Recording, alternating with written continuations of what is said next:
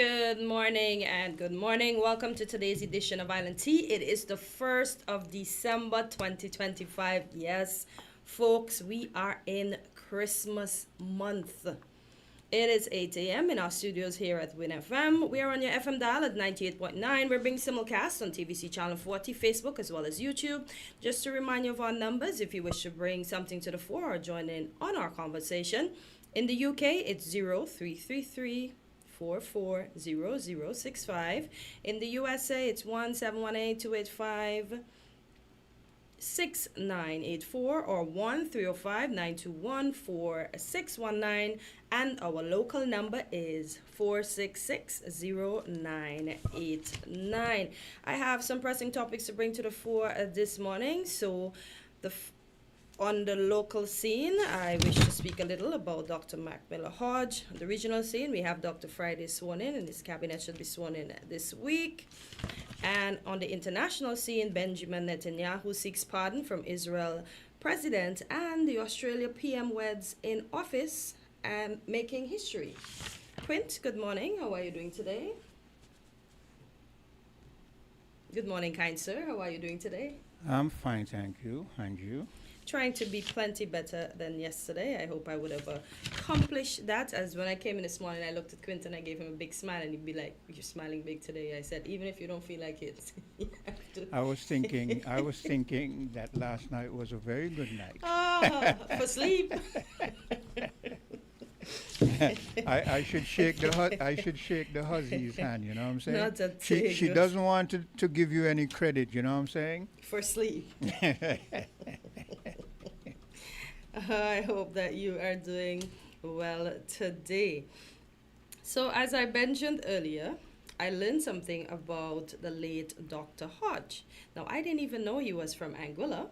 First off, I remember moving here and living on Greenlands and seeing him always outside of his office taking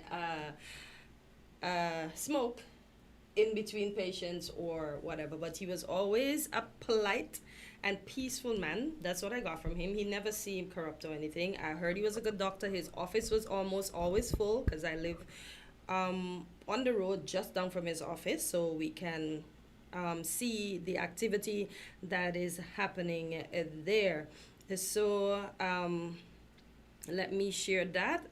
Condolences to his family and those that are survived by him, including his siblings. May his soul rest in peace. I know in his later years, I would want to say his elder years, I would see him every day traversing to and from the beach in Frigate Bay. I guess that was his exercise. And I said, wow, this man at this age, and he was moving quick. He was moving quick. He died at the age of 90, so he lived a very long and productive life. And the little article that I have here, it reads as follows: Anguilla doctor dies in St. Kitts. Dr. Mac Miller, Lorenzo Hodge, Dr. Mac. He was born in 1935 and he lived until November the 16th, 2025. I'm just going to pick out pieces of it. He actually saved he was born in Stony Ground, Anguilla. He wrote exams at the East End Primary School, where he gained entry into the St. Kitts and Nevis Anguilla Grammar School. And after he gained entry into the grammar school, it is said his outstanding performance there earned him the prestigious Leeward Island Scholarship, this is at the grammar school, opening the door to tertiary education abroad and setting him on the path to a remarkable medical career. Before beginning university, Dr. Hodge briefly taught at the Valley Secondary School. He then traveled to Jamaica to attend the University of the West Indies, Mona campus, where he pursued medical studies and also completed a degree in mathematics. Following his graduation, Dr. Hodge interned at the Queen Elizabeth Hospital in Barbados, where he performed an act that would become legendary. While passing through the morgue, he observed that one of the bodies under the sheet was sweating. His words were, and I quote, "Dead men don't sweat," which led to discovering that the man was indeed still alive. His swift action saved the patient's life. The event was highlighted in the local newspapers of Barbados. Dr. Hodge continued his medical training at the University of Aberdeen in Scotland, where he qualified as a member of the Royal College of Physicians. Returning to the region, he practiced medicine in St. Kitts and Nevis, becoming known not only for his clinical expertise, but for the kindness, humility, and dedication with which he approached every patient. People from across the Caribbean and even further afield, including Canada, sought his care, drawn by his reputation as a brilliant and compassionate physician. In 1999, Dr. Hodge was awarded the Member of the Order of the British Empire for his outstanding contributions to public health, a fitting recognition of decades of service. Before the Anguillan Revolution, Dr. Hodge was the third Anguillan to qualify as a medical doctor, following in the footsteps of Dr. Cotwin Lake and Dr. Franklin Lloyd. Dr. Macmillan Lorenzo Hodge is survived by his wife, Angela Inez Hodge, his children, Mark Ambrose and Margaret, and his siblings, Melinda Renner in the UK, A. Nathaniel Hodge in Anguilla, and Montrose Hodge in Saba. His contributions to medicine and public health and the countless lives he touched form an indelible legacy that will endure for generations. So once again, condolence to the family. And I know Mark has some of his traits. Mark is very kind, Mark is very compassionate, and Mark is very funny. And Mark Yeah. can sing. I didn't know his pop could sing. We have a caller there waiting. Caller, good morning. You're live on Island Tea. Good rising, guys. Good rising to you, Hortensia. Good rising to Quint. Good rising to the listeners. Guys, I want to share something that I was paying attention to on the global scene pertaining to the recent election in Tanzania.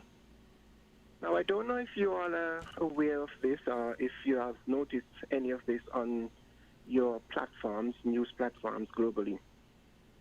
The European Union is condemning the election in Tanzania, where we know that a lot of people was unalive. Protesters, young people and opposition were unalive, and also most of the opposition were imprisoned. Now, when I listen to some of these public figures from the European Union, is threatening to take Madam President Samia to the ICC. You know, I find it shocking.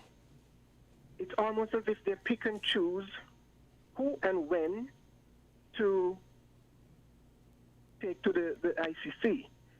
But here we have the African Union, and their deafening silence was staggering pertaining to all that transpired during the election in Tanzania. Now, we as a people, we as a body, African Union, African presidents, some of them reach out to congratulate the president of Tanzania. Others condemn, and the few voices that condemn, well, we know how that's going to surface. But what I find shocking, guys, and follow me on this, the European Union is condemning Samia election. The European Union is silent on what is going on in Sudan. The European Union is silent on what is going on in the DRC. Even the African unions are silent in Sudan and the DRC. What is wrong with us? What is wrong with us? No. You didn't mention the event in Nigeria with the school. Yes, Hortensia, I was going to come to that. Okay. With Trump and all that theatrics there, with the unaliving of Christians, and also, you know, when I mention Christian, it's not that I'm not aware that Muslims also are being targeted. Because you see, Bola Tinubu is a Muslim, and also the vice president. But I only highlight Christian because here we are, we claim we are Christians. Now, the European Union is going after Samia, and, you know, I'll just mention her first name because, you know, she being Swahili in their language, I'm not going to go to, you know, pronouncing all her name. No, she is brutal. She is brutal as a woman president that represents motherhood. But her action, in my view, is about genocide and silencing the opposition. And yes, I would agree that she should be brought to the ICC, but not by them fearing that. Let us fix our problem within ourselves, because we are capable.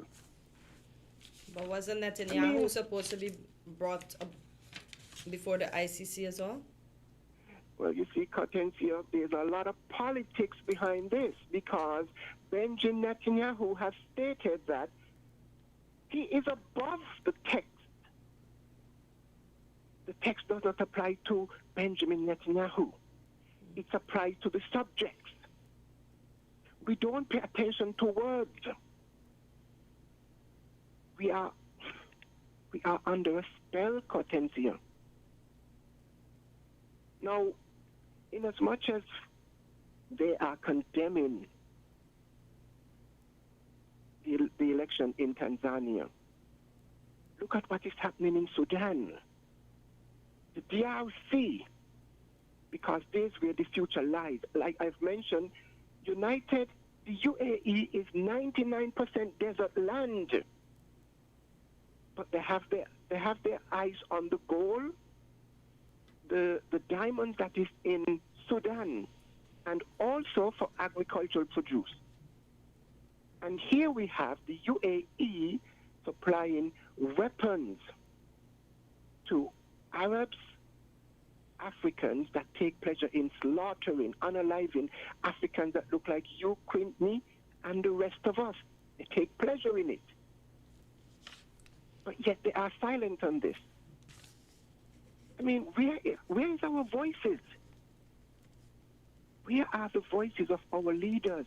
So what are you saying, that she should not be taken before the ICC? Yes, Hortensia, I mentioned that. Okay. But I also state that when we would have expected a woman president to demonstrate motherhood and bringing the people together, here we have her in her military gears. And now she have appointed members of her family in high positions. Always the case, nepotism. But Almost yet, always. the African Union is silent. And this is what is plaguing us today. It's almost like this is our curse. Once we are divided, we are manipulated, and we cannot solve our issues by going external. We have to fix what is within us. These are internal issues that we can fix. But the agenda is to keep us divided. Now let me say quickly, and I'm going to try and get back in on these two topics that I want to touch on. The paradox between thou shalt not and I have not, the paradox between seeking and recognition. Quinton Hortensia, I'm going to try and get back in a bit later, maybe between voices, and share the resonance of raising our frequency to vibrate with the universe and not to go along with belief and faith. Thank you for hearing me, guys. Thank you for your contribution. But I'm Okay. looking at the little thing here, Quint, from the Daily. Before you go there, Okay. let's take a commercial break, and Okay. you can do that first thing when we come back. Okay. We're different. We're 98.9. 98.9. Win FM. The countdown is on. The sweetest season of the year is here. From December 13th to January 2nd, St. Kitts and Nevis comes alive once more with vibes galore, energy to explore, and moments sweeter than ever before. Sugar Mass 54, sweet to the core. The stage erupts with the passion of Calypso, the sweet sound of Pan, the heat of soca, dazzling pageants and traditions that make you love Carnival even more. Dance to the streets at Juve, celebrate folklore, and revel in the Grand Carnival Parade, a celebration of rhythm, color, culture. Sugar Mass 54, sweet to the core. If you need protection, you need one who you can trust. To secure your investment, you need one who'll do you just. TDC Insurance, you're the one that you can trust.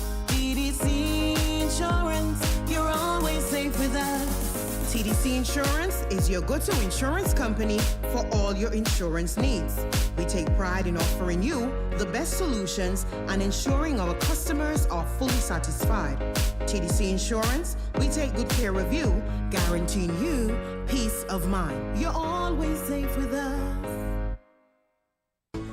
Here are your Horses Value Mart IGA specials. Running November 27th to December 10th. Now our Value Club Blue Tag specials. Malto-meal bagged cereals, just $19.99. Essential Everyday White Vinegar, $14.99. Pillsbury Cake Mix, $6.99. Chef Boyardee canned and microwave pastas, $6.99. Celeste pizzas, $6.99 each. Morning Star meatless entrees, $20.99. And now our very low weekly Value deals. IGA or Essential Everyday Mac and Cheese, $2.99. Essential Everyday Oils, Vegetable and Canola, $13.99. Essential Everyday Croutons, $5.99. Libby's Canned Vegetables, $2.99. Nature Valley Granola Bars, $12.99. The Arm & Toothpaste, $14.99. Shop Smart, Shop Value Mart, tell them in Spanish. sea listo y haga sus compras aquí en Value Mart.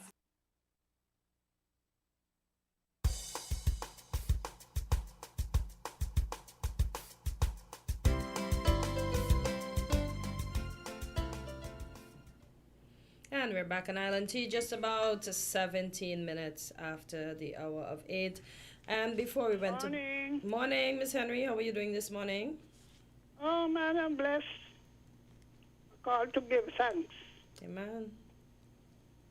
And good morning, Journey. There was an election in St. Vincent. Now, let me start with Ras Aya.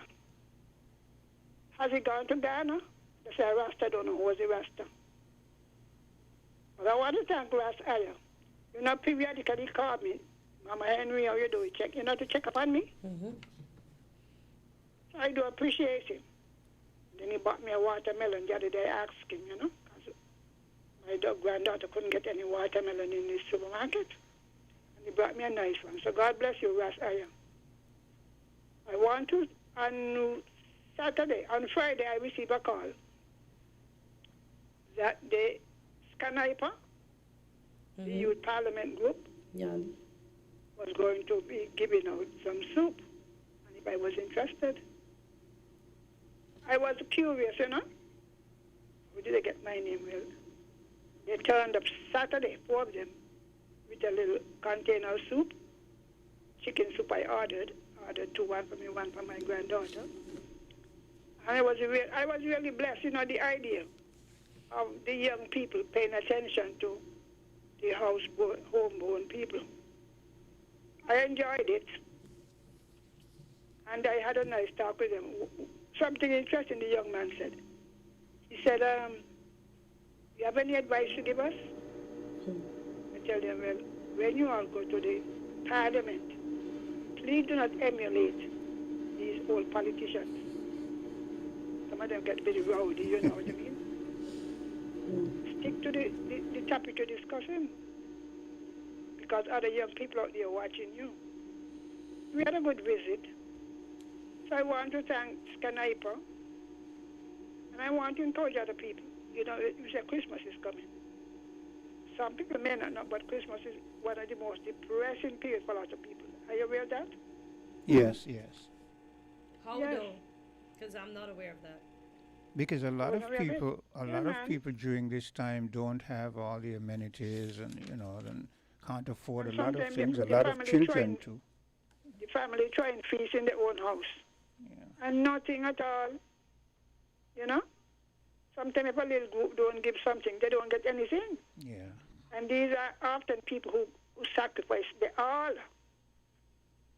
You know, so if you live near a poor person, because poor people have children too, all kind of sales going on. Why not buy some ties or something, give them, you know? Do something. You have Sunday schools you could give. Do something. People miss families. Because it's not fun eating by yourself, you know. We used to have, when my sister was alive, every Christmas we used to have family get together. on Christmas Day and have lunch and you got enough to carry home. That was good, but she has passed. My brother is now disabled, so it limits me.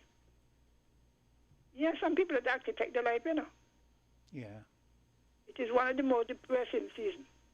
Because sometimes to you look at other people who have all kind of abundance and you can't get. Nobody remember you. Sometimes we have excess food. Why not put some in a container and give a person, They don't have to beg you. I didn't beg anybody. I didn't even expect it.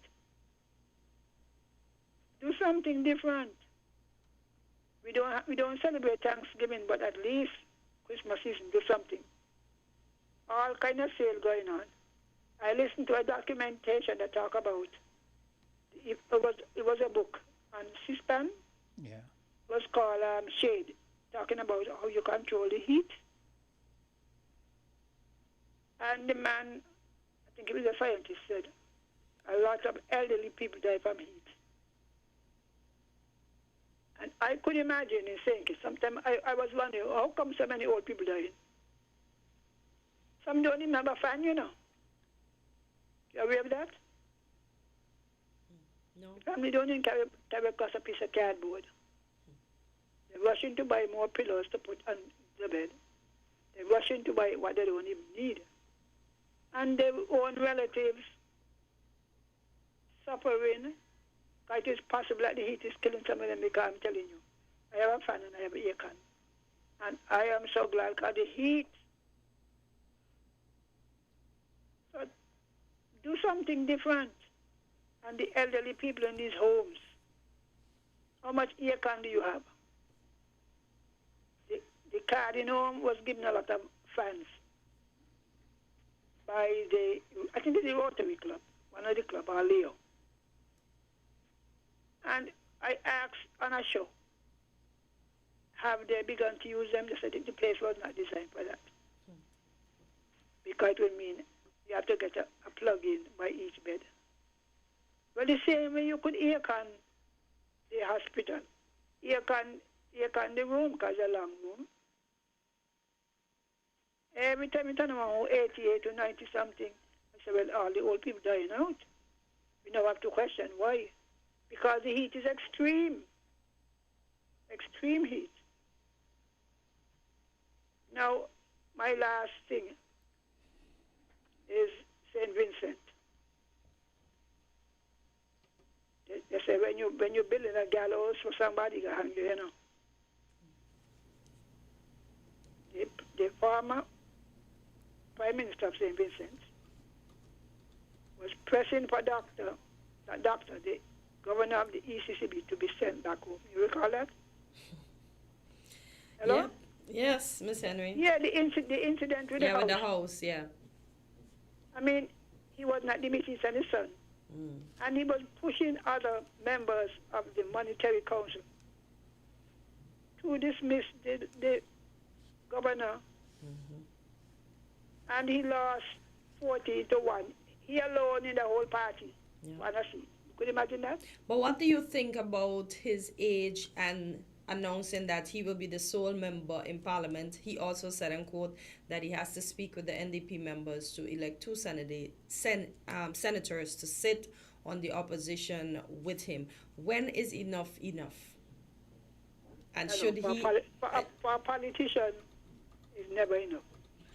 Well, honestly, honestly, Hello? I don't think at this point that he should just walk away. I'll tell you why. Because you could say he's partly to blame for the position he's in, but because he's a veteran, I think what he wants to do now and step away is to make sure he gets those two senators, begin a grooming, and then step away, right? But for him to just walk away right He has options, He has options, because he could stay there by himself, too. Yeah, but it wouldn't be wise. I think he's doing the wise thing, yeah.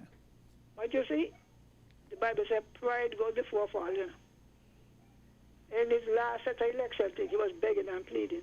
Yep, giving up monies at the last minute, too. Yes. He had power to do some things, you know. But you see, when you become overconfident, the people want me and all those kind of speeches. I recall, I used to appreciate unity. I don't beg success anything. Dr. Harris started out very good, you know. God was getting all the glory. So God be the glory. You remember that? He followed some of his people and said, well, this is what I do, this is what I this and this. And then it went from bad to worse. When they had the convention and this lady come here, put on a piece of crocodile tears. And others pick it up. Oh, he want 3 terms, he deserve it. Now, if he had stick to the 2, the unity would have been there, you know. The same thing with Dr. Douglas.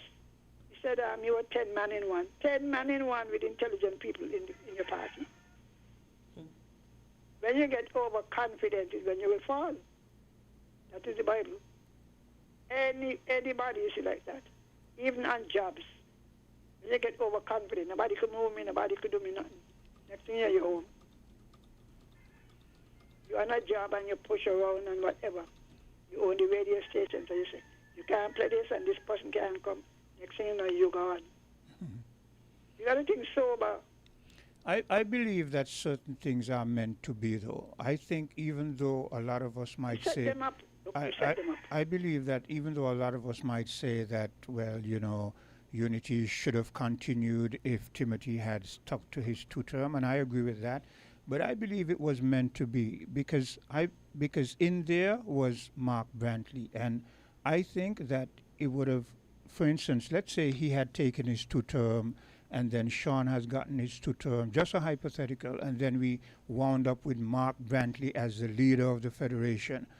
I don't think that would have been a good thing. Seeing the way Mark Brantley is right now, and the way he's going, and the things that he seems to put outsiders ahead of his people, I would not have wanted Mark Brantley to be the leader of this federation. And it has nothing to do with the fact that he's in a vision. Because like I said, up until now, the Mark Brantley I'm seeing, he had me fooled. You understand? But when I realized that he would... Politicians don't fool me, because I studied them, eh? Okay. You don't fool me. Well, he did have me fooled at a certain point. If you were observing, it was all about him and his party. And the effort he put in to save himself, he wasn't there for unity. He started off good, just like Harris. You let people push you because the truth is, there were elements behind him. All of them have these financiers who demand a pound of flesh. You know that, right? Yep. So they're going in there shackle, hand shackle. Now he goes and he's inducing Dr. Jew. Yeah. Well, he had a shackle too. Because you hear about, oh, we have investors from Germany. I'm saying, what happened to our people? Yeah. And I say, you know, good morning, come in. Good morning. I'm coming on the phone now because my home care office is coming to take the sugar and the pressure. And the officers are already here. Yeah, for traffic too. Yes, You take care, Miss Henry. I want to thank them. Yes. One is Cassandra Smith and one is Miss Weeks from Old Road. Yeah. And we had others. Okay. I thank them for coming to do it, you know? Yes, most definitely. You take care. Yes. Okay, so let's take that bit of a commercial break. And when we come back, Hortensia, the officer, is already here. Found the sound, 98.9. The wait is over. Registration is now open for the COSCAP Junior Carnival Parade 2025. This year, we celebrate under the theme National Treasures, highlighting our unspoiled historical sites and cultural art forms. The Masquerade, Clowns, Brimstone Hill, Berkeley Memorial, Independence Square, and from Nevis, Hot Springs Hotel and the Botanical Gardens. It all comes alive on Saturday, December 27th, 2025. Sign up now. It's free. Register online at www.skncarnival.com or in person at the Department of Youth, 3rd floor of the Cable Building, Keon Street, Bastyr. But hurry, while stocks last, join the celebration, honor our national treasures, and watch the future of Carnival shine. It's sweet to the core. Sugar Mass 54. This Christmas, make the season brighter with help from TDC Financial Services. Whether it's gifts for the family, a holiday home makeover, or that special celebration you've been dreaming of, our Christmas loan promotion is here to make it happen. Get up to $85,000 unsecured or $100,000 secured with affordable rates, fast approval, and the trusted service you know and love. Apply today at TDC Financial Services on Central Street, Bastyr, St. Kitts, or Main Street, Charlestown, Nevis. TDC Financial Services, your holiday, your loan, your way, where money is made easy. Don't throw those bottles away. Turn them into money today. Vitamalt bottles equal cash in your pocket. It's super easy. Just take those empty Vitamalt bottles to any Cara Brewery distribution truck or any drinks depot in St. Kitts and Nevis. We're keeping our beautiful Twin Island paradise clean. Vitamalt bottles equal cash back. Keep it clean, keep it green. Vitamalt bottle returns. Your bottles, your cash, your island. Campari. Red Passion. Embrace the mix. Campari Red Passion, full action, this is Red Passion. Embrace the mix, add Campari, make it turn and twist. Add your chaser in your drink. Campari Red Passion, make the nicest mix. Campari!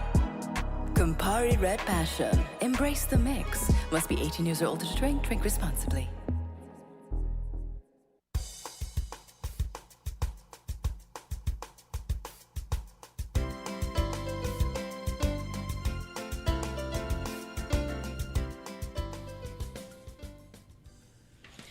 And we're back on LNT, just about 33 minutes after the hour of 8. In the studio with us, we have Officer Maguire, and his topic for today is child safety.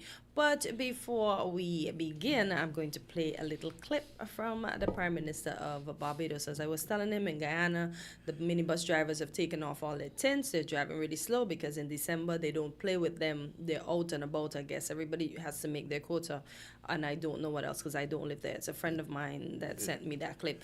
But in Barbados, Miss Motley is not playing with them. And let's listen to what Miss Motley has to say. We have laws that govern tints of vehicles. They don't govern and don't allow dark tints. It must stop. And the government has set a target date that no later than the 14th of October, persons who are not having tints that are compliant, in other words, the light tint, will be fined. I'm not interested in prosecuting the body. I tell the AG so already, I want money. I want money. You know what I like about that? At least here you have a leader who's not going to try to make excuses or anything like that. Come straight to the point. We want money to put in the coffers. Yeah, imagine that since October, and in November she still has to come out and talk about it. Like, they're not, I said, people, we don't listen. So we see this happens all around the world. We just do as we please. Mm-hmm. And when they're watching, we behave. And when they stop watching, we go back to the same nonsense again. I don't know, Hortensia, but our human trait seems to really be dogged by, as we said, the slavery mentality. We require the big stick. Yeah, we like to be We always have to have somebody over us for us to do what we really know, even when it is in our best interest. Yeah. And so that is the thing about it, but we will rather that persons just comply with the law. As I said to you before, I am marvelous as to the reason why people rather dark-tinted vehicles. I can understand the excuses, the sun and keep it cool, and you might have things inside and so on. But the thing about it, the law is not really against tinting, you know. Yeah. It's just a certain percentage of tinting, but people want to go beyond that. People are even willing to pay. There have been discussion with people who will say, well, they pay for the tint like a license. They just pay a certain amount of money, and they are allowed to drive with the dark tint, and people are happy with that. I really don't know what is. They're only happy until they feel the consequences. It's a fashion thing. Yeah. It's like everybody wants to be dark because everybody wants to be dark, and so everybody wants to be dark. People say it's privacy. They have all kind of excuse, but let's say that something happens to you. You're driving, and next thing you know, somebody comes up close to you. They're well tinted. You're driving, okay? They're driving. They're driving next to you. They're so darkly tinted. You can't see what is happening. Don't know. They start to bump into your car from the side, and all. By the time you stop, you know what your biggest frustration is going to be when they drive away? I don't even know who. You don't know who. Exactly. You Exactly. understand? So people don't stop and think about these things. There's a reason why the law says don't do that, because everybody wants to be able, under certain duress and certain stressful conditions, to identify the culprit who is offending them. Right. It's as simple as Yeah. that. I call these menacing offenses. Yes. Because they are so repeated, and it almost become part of you. It's habitual. So parking on the yellow line, speeding, and the tinting. These are the three most troublesome, are the offenses, the infraction that we are seeing most. The Deputy Commissioner sent me a clipping from the United States. I think it was Missouri. Where once you are driving 50 miles above the speed limit, it becomes an arrestable offense. You can be arrested. And I am not advocating for us to get to that. But what I'm saying is that what will it take for a person to get the simple message that is in your best interest, in your safety and the safety of others? And just simply we are asking that you just comply. Exactly. And we see that time and time again, people rather, despite the consequence, people rather to go otherwise. Look, I'm going to show you an example, and it's nothing to do with driving, but I'm going to show you. I'm coming to work this morning, and there's this young man in front of me, and his pants, he has on his underwear. His pants is pulled down such a way that I can see his underwear sticking in his butt. Ew. And every now and again, he pulls it up, and no sooner than he lets it go, it drops back down. And I'm thinking to myself, look at it. As Journey say, you go along to get along. It's a fashion, so you do it. Yeah. But here's the thing. Society now, yesterday when I did my Sunday show, I was playing a lot of romantic songs. And I said, society now tells men they should not listen to romantic songs because it's cheesy, it's old, outdated, and blah, blah, blah. So a lot of the young men, they do not want to listen to love songs. But the question is, if you don't want to listen to love songs, who are going to make love to the ladies? You understand? That's a good point. A point. man is a part of making love to the ladies. But I juxtapose that with, you don't want to listen to love songs because society says it's cheesy. But you prefer to wear your pants halfway down and we're seeing your butt cheeks because that is in fashion. You see how mixed up we are as a people? Yeah. Gratifying and glorifying all kind of, deviant and things in terms of that would cause us to, become so, so rebellious and so deviant in terms of our mindset and so on. But Carter said, today we want to really look at child safety. It was my intention to mix it with other factors, other incidents that we are seeing, but I want to just keep it strictly to child safety. And when we speak about child safety, we are speaking in relation predominantly that child safety seats. Oh, the safety seats. Yeah, the safety seats.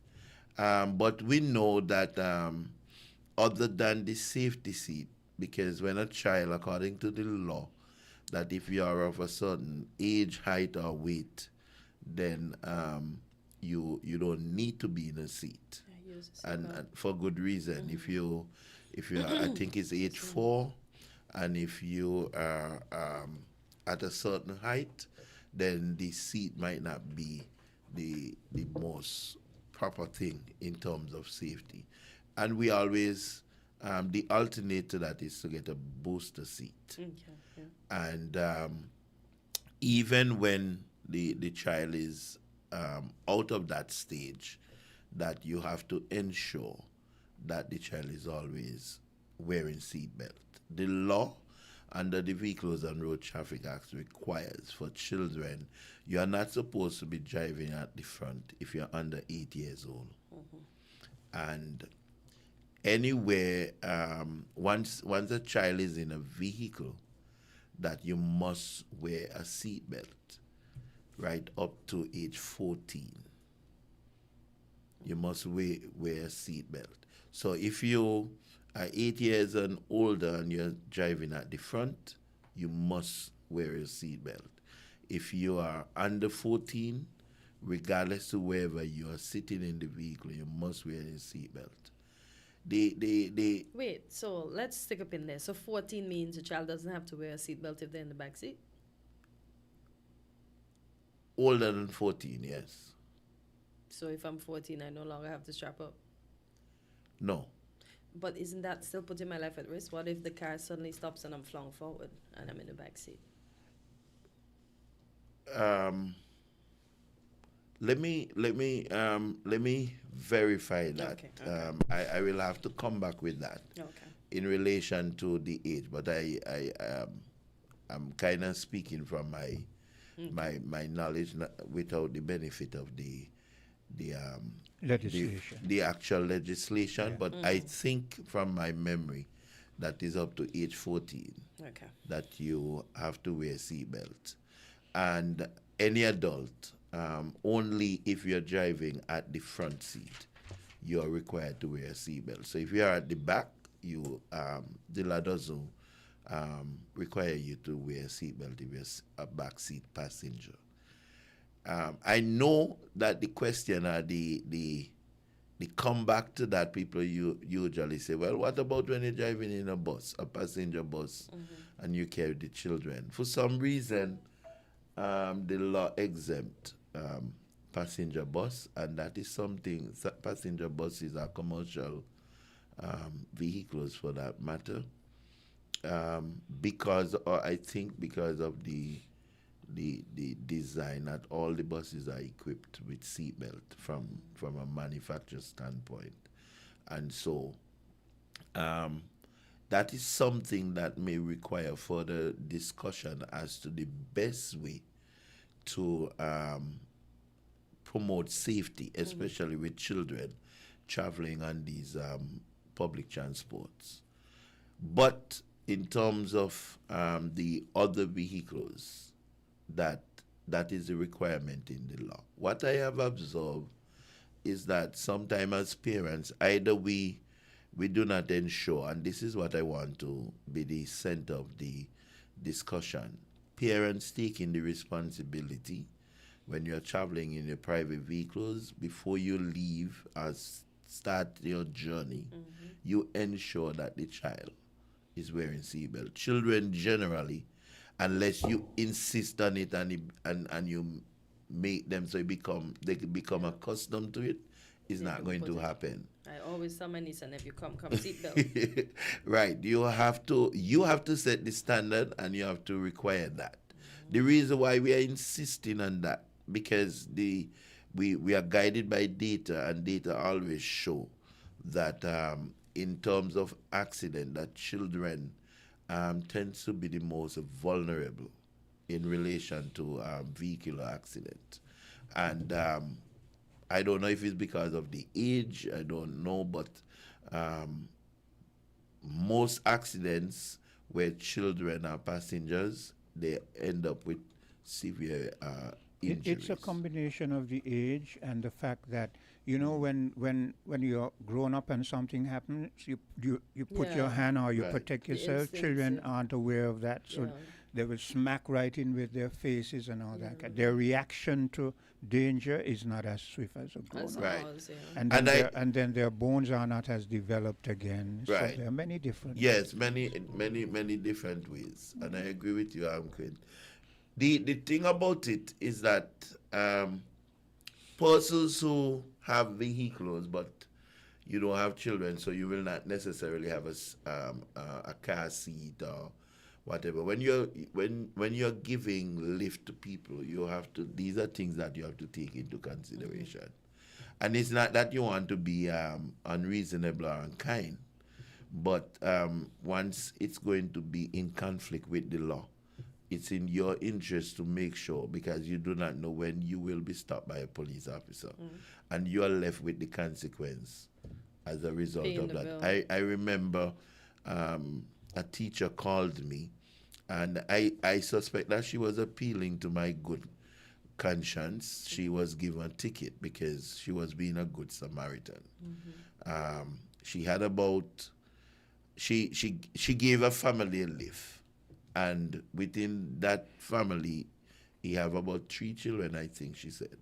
So it was the mother, father, 3 children, and another person. And so she was met by Officer Rouse, and she was given a ticket. Our favorite And officer.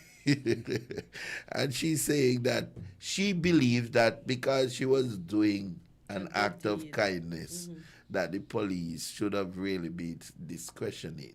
But I'm trying to get her to understand that, yes, the police could have been discretionate, but the law is what really the critical part, because the thing about it, if she had gotten in an accident, she would have been held liable for everything and so on. So I'm encouraging persons that, because we are coming to the carnival season, we know that people move about, and so And we want to. a lot of those vehicles are going to be packed to maximum. Right. you know, That moving is families the and so thing. forth, So yeah. our strategy is road safety, and these are ways how we can help to achieve that objective together.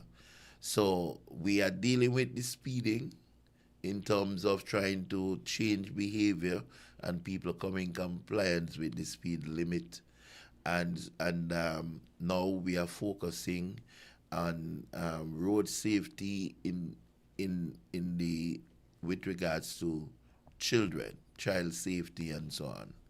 And so this is what I intended to do today, so that we can remind persons, because this is something that we have been speaking about on a regular basis. But too often I'm seeing vehicles are passing and children are at the back, and children are very curious. While they're traveling, they will want to see on the outside, especially if they are in a position that they are not able to see what is happening. So they stand up. That's the natural thing to do. And then when that happens, sometimes they go between the passenger, between That the driver dangerous place and that I don't like. because the thing about it, any sudden stop, any impact, anything, the child will be the one who will hit forward. We have seen where even in motor accidents with passengers, once you are not wearing a seatbelt, you get thrust forward and so on, the driver and things like that. So I am appealing to the parents in particularly, and the other persons who might want to be able to take a child from one point to the other. Always be conscious of the safety of the child. Don't really think about that you're doing a good act, but also think about the safety. Think in the event of. And once we have that to the forefront of our minds, I think that we will be able to achieve that aim of safety. Yeah, here's another bit of information.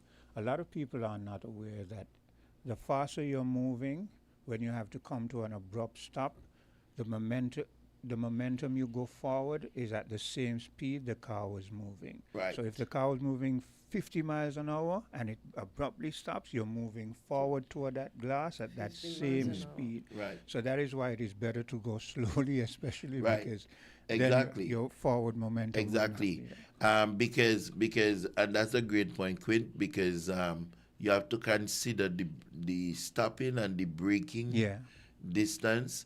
And so the faster you're traveling, then you will need a longer distance so that you can safely stop. Yeah. And if you have to do that, cut short or do any sudden stop, that is what really Cause caused the the impact, propelling yeah. of persons to be thrust from where they are positioned.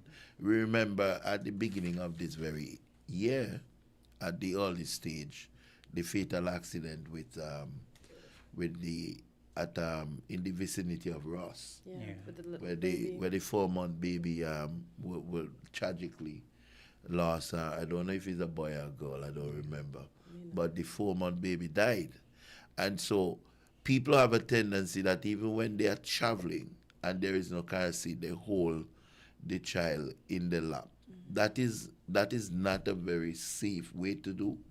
It will be better if you strap yourself in with the child, like you have the child sit in your lap, and you wear the seat belt, so at least that thing. But you have to be mindful that the seat belt doesn't become a trap for the child in Yeah. terms of where Crush the it, child can yeah. He can go across the Yeah, child's Yeah. neck. Yeah, because the And kids are small. right, yes. If that is the case, right, and we know the child should have a seat, should the adult be sitting in the front seat with the child strapped in the seatbelt? Not in the front seat. No, Because that's why I'm asking. right, Should they yes. be seated Okay. there? Thanks for that, because I should have been much clearer. At no time you should be driving in the front with the child. At no time that should happen, because again, that any sudden stop, the child will get the worst of it. Because and not only that, the child will get the worst of it if, let's say, that the person is not strapped with the child. The natural reaction is that whatever happened, you have that kind of defensive forget thing, you and you have the forget that child. you're holding something. And so that is why we are asking, at no time anybody should be traveling with a child at the front seat, always at the back seat. I have seen, I know that there are some vehicles that only have the driver and the front seat, and persons still drive with the children. That really should not happen. And person will say, well, this is my only means of transport. What should I do? I've seen where people, at one time I was so amazed. I saw this lady and a scooter bike with a child at the back. And I'm sure, no, the child was at the front. The child was at the front. And that child was no older than 2 years. And the child did it comfortable. I walk out, well, he was a Chinese lady, so then I walk out, well, that is their culture. So the thing about it, I recognize it Not very hearing late. ticket. Hearing tickets I'm talking about. Oh wow. Okay. And I saw it on 2 occasions, and each occasions I recognized it late, so I could not even try to follow the lady to really speak to her about that. But things like that happen, you know. And my thinking is, what are you thinking? To have a child and a motorcycle or in those mini vehicles and so on, these things are not safe at all for children. But And that is a very interesting thing, because as I'm thinking about poor societies. For instance, if you look at Africa, Right. you look at, and a motorbike is almost It's a means of transport. For all of them. Right, So yes. you find the mother there, she has a baby strap here, she has a baby in her hand, her boyfriend in the front, all on a motorbike. Well, And it's risky, as the cop says, but it's survival for them. It's how they get from point A to point B in a poor society. So it's a tough one. Yeah, but I know, Quint, but we are a developing country, and so then we really get caught in those kind of yes, we shouldn't be really doing those things. And the thing about it, all of us had to protect each other, and even protect our own selves, and those that are closest to us, because the thing about it is that you might just have one of those eventuality where somebody do something that really result in error, and then it turns out to be tragic. So that is what we're trying to avoid. You don't have any contents? No, but everybody just listening. Yeah. With what you say, with me, if I have my child, I can strap in at the back with them if I don't have the car seat. What if Officer Allo catches me? Officer who? Allo. What if she catches me? Or any other officer? I am just saying, right? It's not that it is required, but I am just saying that, to my mind, is a safer way than not having the child in any way secured. And so that is a suggestion that I'm making. Okay. That if you're sitting at the back and the child is sitting in your lap, then it's. But it's not a practice that we should basically do because it's not right by law. I want to say that it is not right in the sense that the seat belt, the wearing of the seat belt, is intended for an individual. And so it is, and I want to be careful in relation to how I put it out. Yeah, because I don't want people saying the officer said on Say the that radio that they could do this. That's why I said, because if you bump into Officer Allo, you're going to hear something else. She's going to say that ain't it. Because yes, that is true. Because when the law speaks to seatbelt wearing, it speaks to an individual and how it should be worn. You wear worn across your chest, and so there isn't anything that provided for you if you have a child and you don't have a car seat. You put the child there. Of course, it will depend on the age of the child, because if you have, it's not acceptable at all that you have a young child, 1 year, 2 year, younger, and they're not in a car seat. Yeah. You must have a car seat. In fact, you know that with the amendments that recently passed, it went as far as even mothers with newborn, they are supposed to have a car seat before they leave the hospital. You have a caller? Yes. Okay, caller, go ahead for Officer Maguire. You're live in Traffic Talk. Good morning, Officer Maguire. Good morning, Quinton. Yeah. Morning. Lady host. Morning. It's quite an interesting conversation. The thing is that you have the law, which is not flexible. The law have never known to be a flexible instrument. And it is straight, stiff, and if one breaks the law, the police officer is the enforcer of the law. And he have a certain amount of discretion of which he can make certain decisions and say, hey, look, I can see the spirit of the law. Are you making an effort to abide by the law?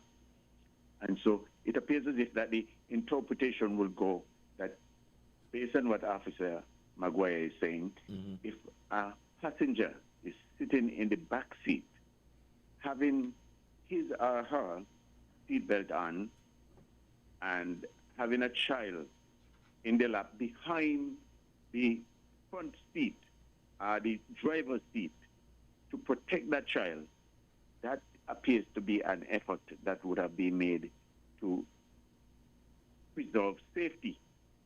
And so saying that if you don't have a seat belt, if you don't have a car seat, then you're making an effort to protect the child at the same time getting to the destination of which and where you should be going.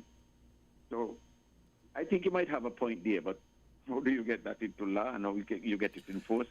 Like the lady said, what if Officer Joe Blow meet me and give me a ticket? The officer will be in his or her own right. Yeah. The thing about it is that every officer is allowed to enforce the law. First, based on how what the law demands, but at the same time, one can basically exercise a discretion with it. And as you said, Carlo, that and I like the point about the attempt to appear to be complying with the law. Yeah, but I as I said, and Cartencia make a very good point that is it legal wrong or and that is the thing, because the thing about it, I might suggest that, and that is done, but it's not acceptable for using the paraphrase Officer Joe Blow. and so the thing about it is that what this at the center of it is about having that consciousness of safety, child safety. And I am not in any way advocating that person should not have a seat, a car seat. In fact, in fact, when I reference that, I'm speaking to a much older child, maybe a child older than 2 years, a child that is. I notice you narrow back down and you go to the newborn leaving the hospital and so on. Right. And, the parents should really actually invest in a car seat. Yes. God knows, just having a child, I'm not sure how much they will be able to manage the finance of the cost on one of those. Most likely they might have to borrow one or something or get one if they depends on how they know they're going to move the child. Because you don't really want to have a fight with law enforcement officer, because it could be the same officer child, it could be the same family child, could be somebody. Right. At the same time, these things were put in place to help and protect the innocent. And even though for me, myself, I feel like every time ministers of government go into parliament and they pass a law, it's not really to help people, it's to really put a crunch onto them and to squeeze them tighter. But to keep the kids safe? I know we can't compare ourselves to the U.S., but the children can't leave the hospital unless they have a car seat. And you may be leaving hospital for years without car seat. Yeah, but our parents exercised more wisdom and caution. We live in everything that's fast. We live in a microwave society, sir. Everybody wants to do everything quick, and getting that baby home quick might be a priority for somebody when the child lives matter more than getting home quick. And the child is not in a car seat. And we saw that from the little infant that passed earlier this year. May his soul or her soul continue to rest in peace. They weren't in a car seat. And if we had a car seat, maybe that could have been avoided. Right. We agree with you 100%, and we're on the same page. But I normally say you will have casualty of wars, and you will have some spill by the wayside. But at the same time, at the end of the day, even though we try, there are things that will still happen. And we should avoid them happening as best as we can. The other day I used a scenario. I'm not going to change the topic, but we have 50,000 people in St. Kitts. We have 10,000 people driving. We have about 50 people driving recklessly and violently. And we pass a law that covers the 10,000 people, because 50 people drive recklessly and cause injuries and damage to others. So everybody out of the 10 people feel the penalty. I'm not changing the subject because it's a good interesting point you have raised. At first, I was about to say that I agree with you when you started, but I can't agree with you anymore before you made that point. Because when you look at it, but generally that is what happens. The aim is prevention. And I understand your point that you have a fraction of people who is making it much harder, if I should say that, for the majority of persons. Correct. Because it happened in anything. It happened in terms of, yeah, right. It happens in any situation, in terms of smoking, in terms of drinking. You always have the minority. And because of the minority, laws are set to really regulate one's conduct. And it have a direct and indirect impact on those who really not in that category. So it's an interesting point you make. One understand that, but the ultimate, we have to protect the innocence, because the baby just enter into the world and not even really settle in terms of that, and so we really should exercise our civic duty and our human responsibility to ensure that we protect the young ones Innocent, at any innocent, cost. yes. Yes. I do agree with you, and Yes. we disagree, but the fact is that it's very difficult to know that 10,000 people have to pay and suffer the consequences. But that's a great point. I like the way you put it. Of the 50 people, 50. Yeah. We're And 6 so minutes that's over. difficult We're to 6 me. minutes, Anyway, 7 I minutes think I've over said time enough, now. so So. do have a wonderful day. Yeah. Thank you very much.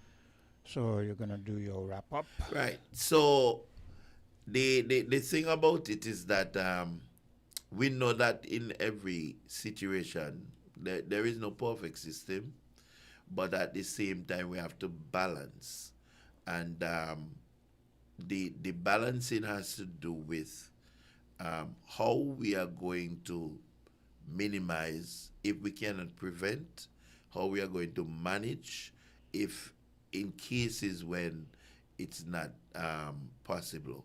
The thing about it is that we know that in some way or the other it have an impact, whether directly or indirectly. Yeah. And so it's just a matter of us to really recognize what the challenge is and make the effort to deal with that challenge in the best interest of everybody. And so child safety is one of them, and I think that we should continue to ensure that we always ensure that our children are safe when they are moving about in vehicles. Thank you very much, and it has been a very good, interesting topic. Thank you for coming in and enlightening us. You have a great day, and let's have a safe week on the road.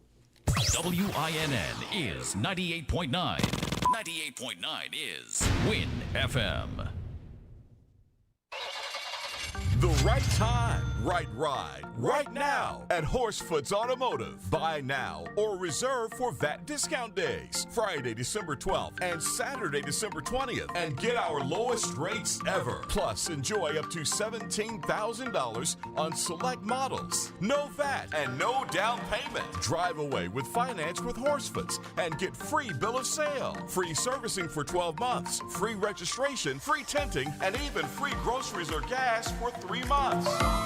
Because the right time is here for the right vehicle with the right deal right now. Visit Horsefoots Automotive right now. Drive smart. Drive Horsefoots. Terms and conditions apply. The countdown is on. The sweetest season of the year is here. From December 13th to January 2nd, St. Kitts and Nevis comes alive once more with vibes galore, energy to explore, and moments sweeter than ever before. Sugar Mans 54, sweet to the core. The stage erupts with the passion of Calypso, the sweet sound of Pan, the heat of Soca, dazzling pageants and traditions that make you love Carnival even more. Dance to the streets at Juve, celebrate folklore, and revel in the Grand Carnival Parade, a celebration of rhythm, color, culture. Sugar Mass 54, sweet to the core. If you need protection, you need one who you can trust. To secure your investment, you need one who'll do you just. TDC Insurance, we're the one that you can trust. TDC Insurance. TDC Insurance is your go-to insurance company for all your insurance needs. We take pride in offering you the best solutions and ensuring our customers are fully satisfied. TDC Insurance, we take good care of you, guaranteeing you peace of mind. You're always safe with us.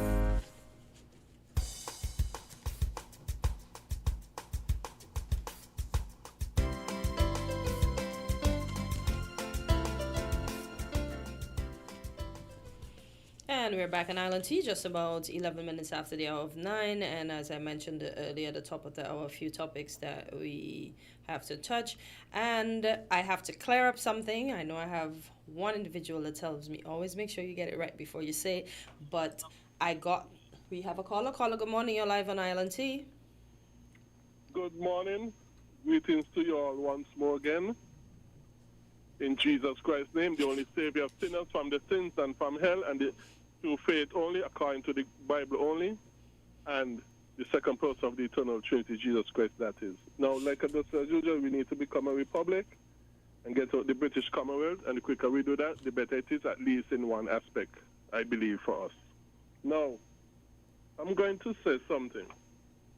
It's something I've said before more than once, and I'm going to say it again. Well, first of all, I would like to thank Jesus Christ that we have seen another end of a hurricane season where he spared us from the storms, from the hurricanes, and that sort of stuff. I'd like to thank Jesus Christ for it all, and also for all whom he choose not to spare as well. And not just hurricanes, but tsunamis, earthquakes, and those sort of stuff. He has spared us from the devastating effects of those destructive forces as well. Greg, you sound a little harsh there, brother. You sound a little harsh when you said those who weren't spared. Well, the Bible saying everything and for everything, give God thanks. For everything and in everything. For those things we love and for those things we do not love. The Bible says, give God thanks for everything in Ephesians chapter 5, verse 20. So, I'm just doing the best by the Holy Spirit of God to be obedient to the Bible. Secondly, I would like to say this.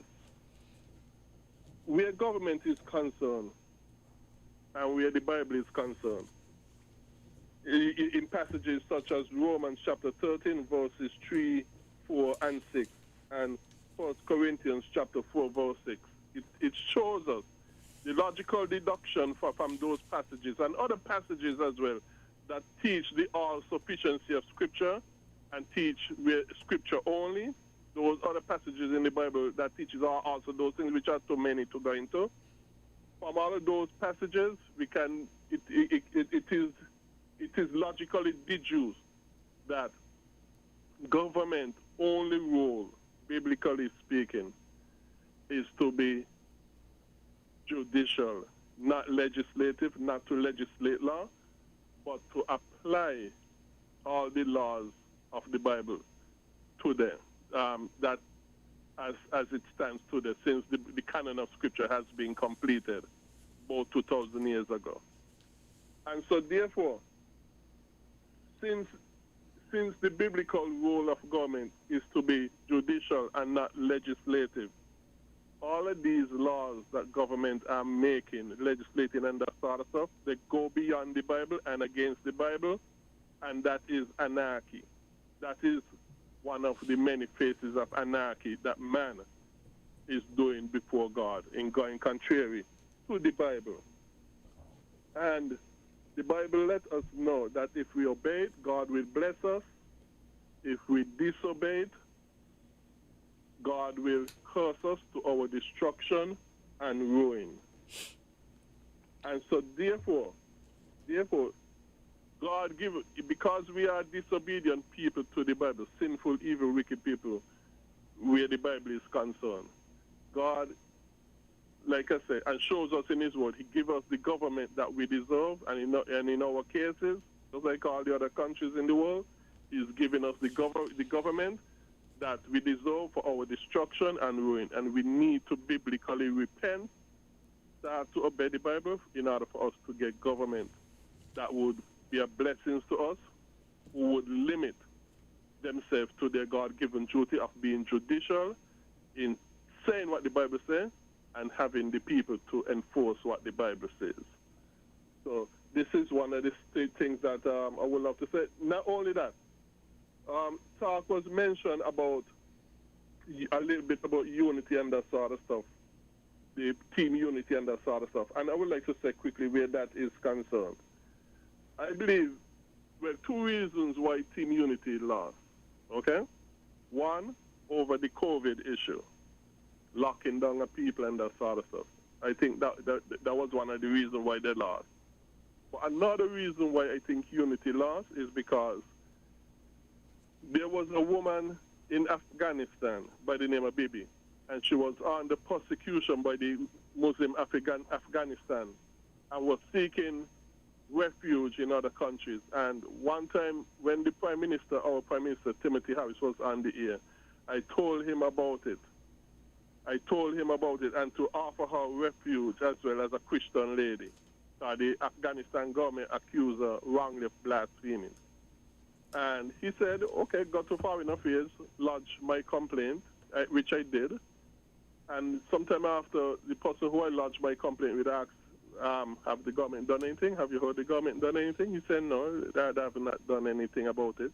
And so I believe that was another and very big reason why Team Unity lost, because God saw that they cared nothing about offering refuge to a child of his who needed it very badly. And like the Bible said, in the last day, many people going to be sent to hell because God going to say to them, when I was in jail and that sort of stuff, when I was hungry and that sort of stuff, you never feed me. And they're going to say, well, how we saw you hungry? And he said, what you didn't do to my own, you did not do to me as well.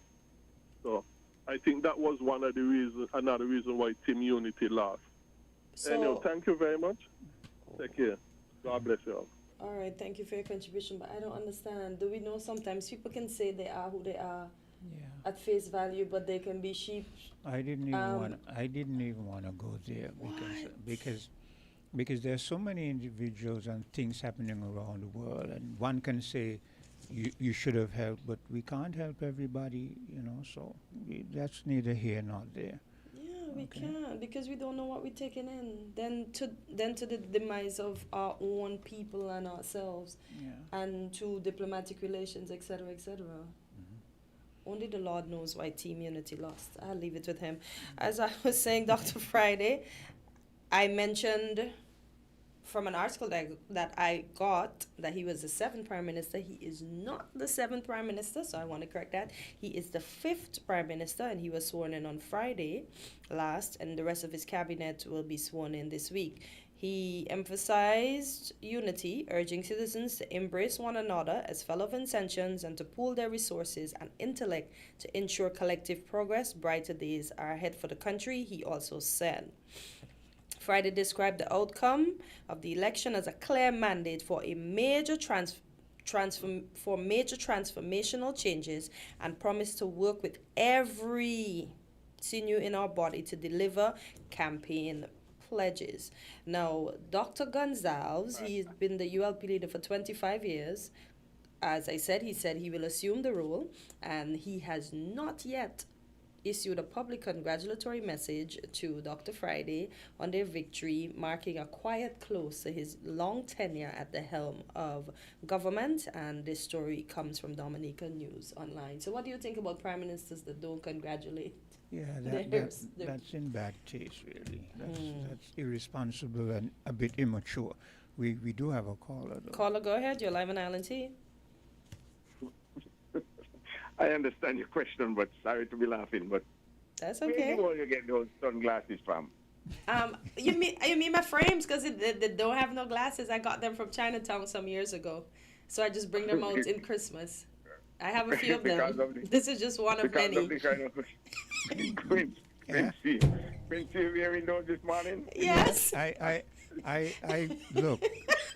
Let me tell you one. Let me tell you one thing I learned about women, right? Don't always comment on everything they do. Appreciate some. I saw her with a big smile on her.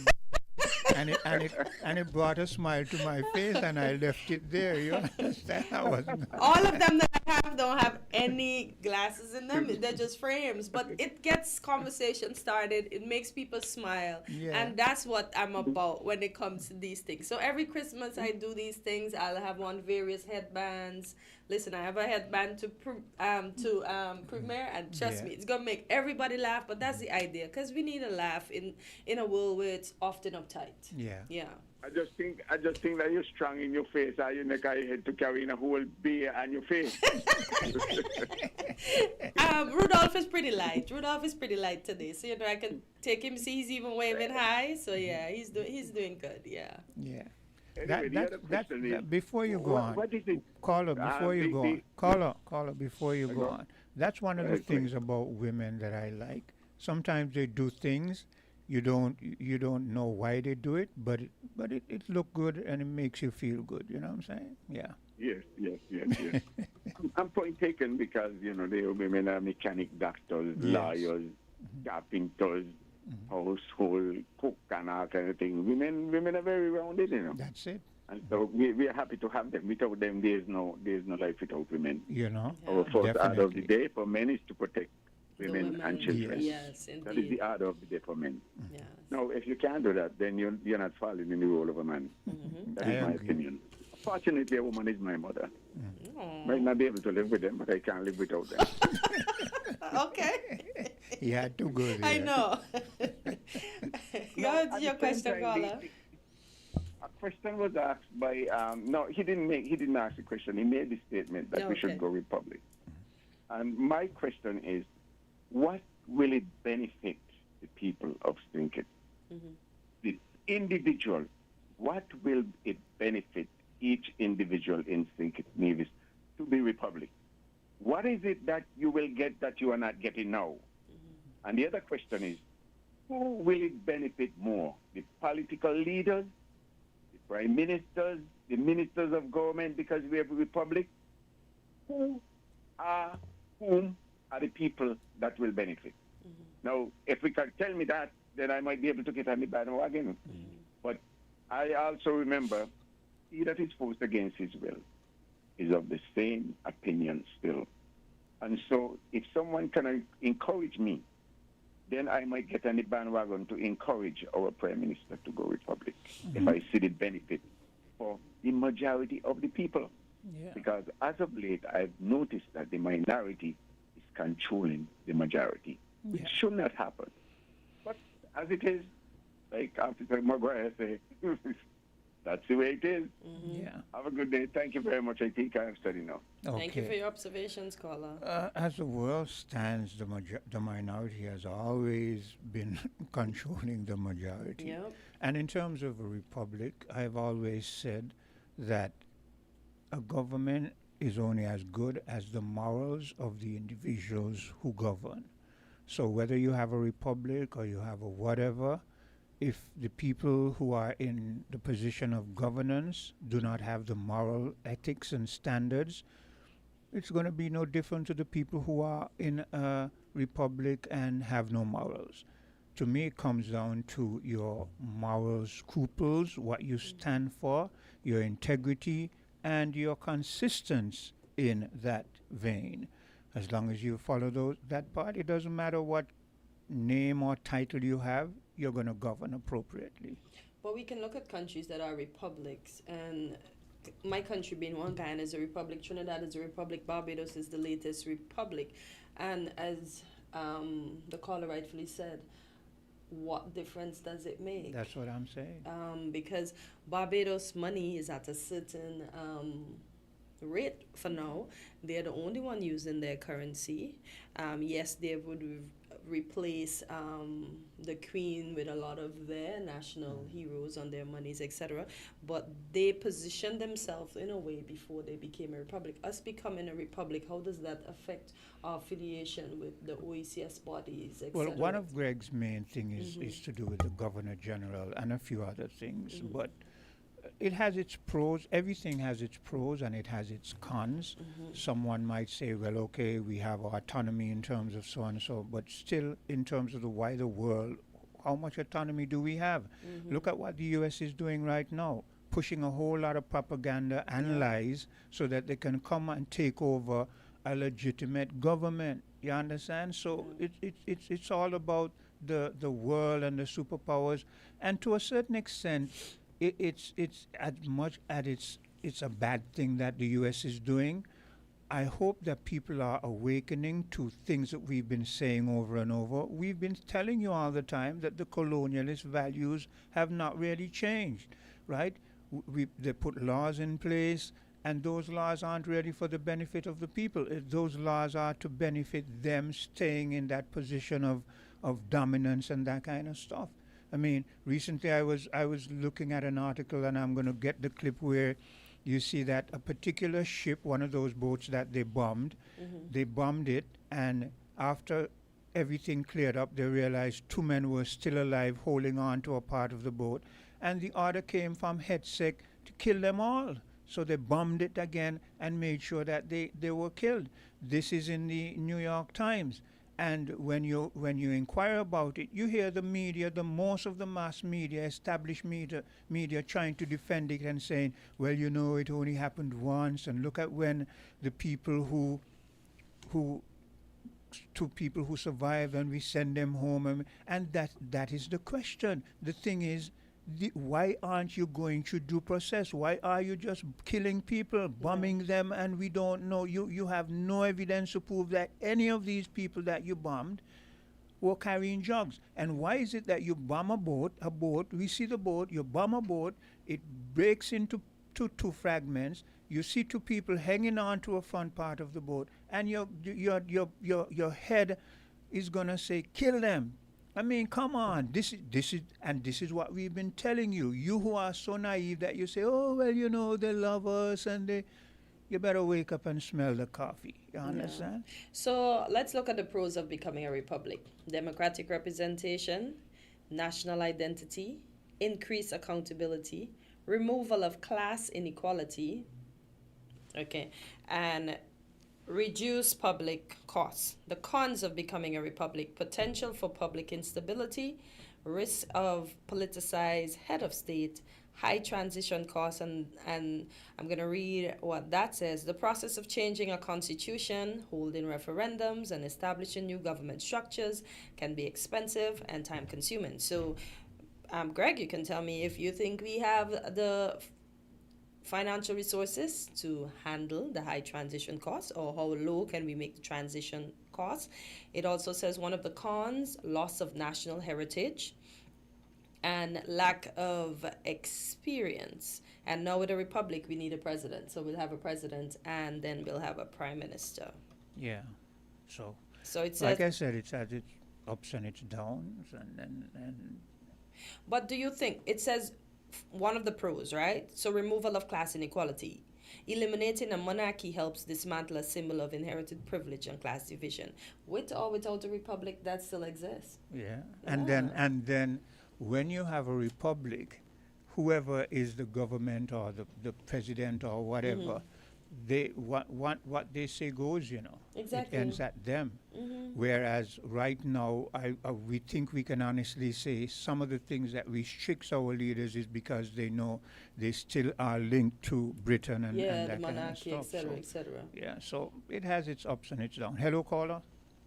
Hey, greetings and salutations. Yes, Greetings. same to you.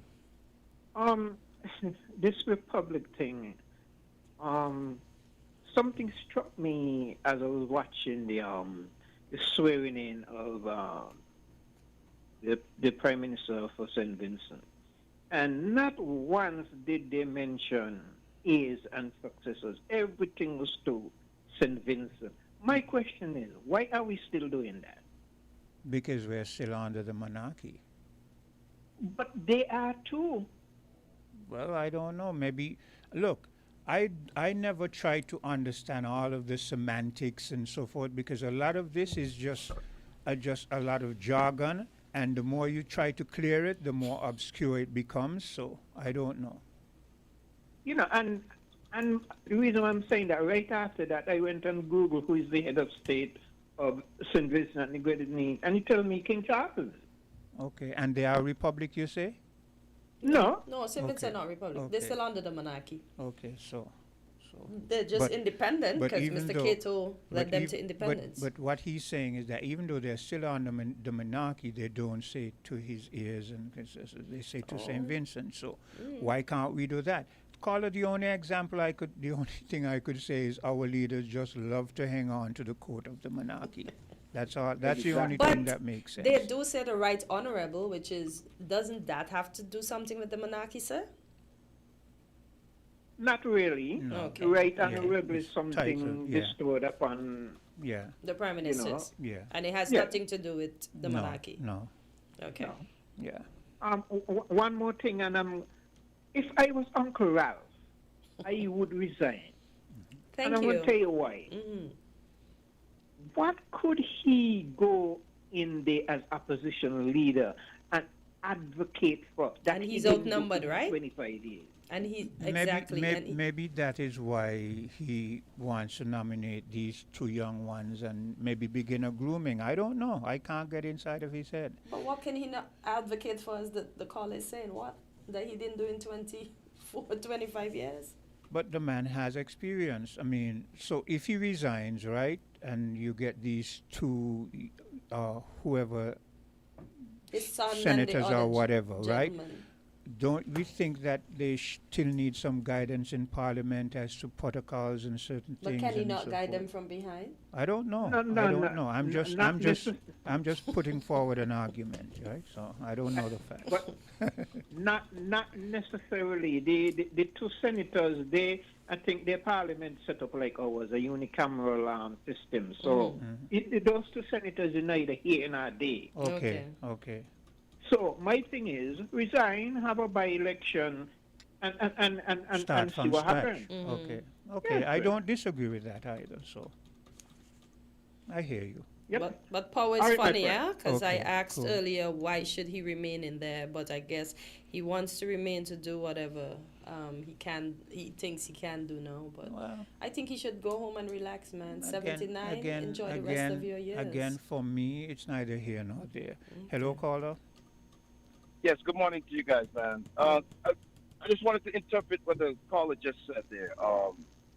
When he said that St. Vincent, the new elected prime minister, he didn't swear allegiance to the king. Is he saying that he's impressed by that, or is he saying when he asked the question why are we still doing that? He's saying that Who is he pointing to? St. Vincent, or I think it's the other countries that they're swearing their allegiance still? He's saying that he's impressed by it because they're still under the crown, and he's impressed that even though and it's a good point too. It's a very good point because it shows us that even though you're still under that monarchy thing, you can swear allegiance to your people and not But to those the are king. who you're going to serve mostly, Yeah. the people. Okay. Congrats to the new elect prime minister over there in St. Vincent. This might start a trend in the Caribbean. Yeah. Go ahead. Seems Burl? as though he's gone. Okay, maybe that call dropped. Let's He can take a bit call of a back. commercial break and we'll be back. All right. We're different. We're 98.9. 98.9. Win FM. The clock is ticking. It's Hartsford's Building and Nevis Centers and Builders Paradise Christmas Countdown Sale. This Thursday, December 18 to that day, December 20. Enjoy 30% off store-wide all weekend. Plus 12% VAT on that day, Saturday, December 20 on everything you need before the holidays. Don't wait. Time is running out to save big before Christmas Day. Build with us at Hartsford's Building and Nevis Centers and get everyday low prices at Builders Paradise.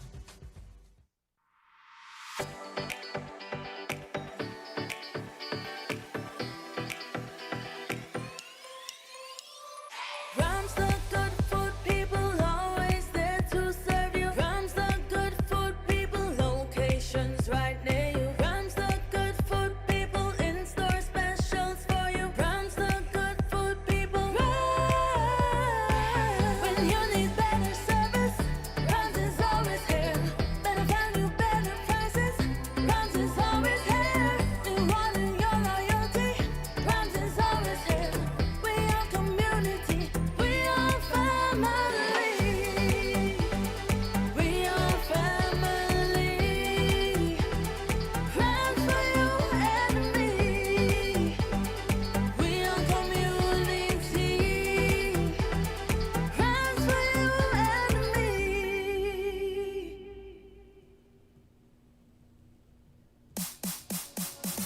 If you need protection, you need one who you can trust. To secure your investment, you need one who'll do you just. TDC Insurance, you're the one that you can trust. TDC Insurance, you're always safe with us.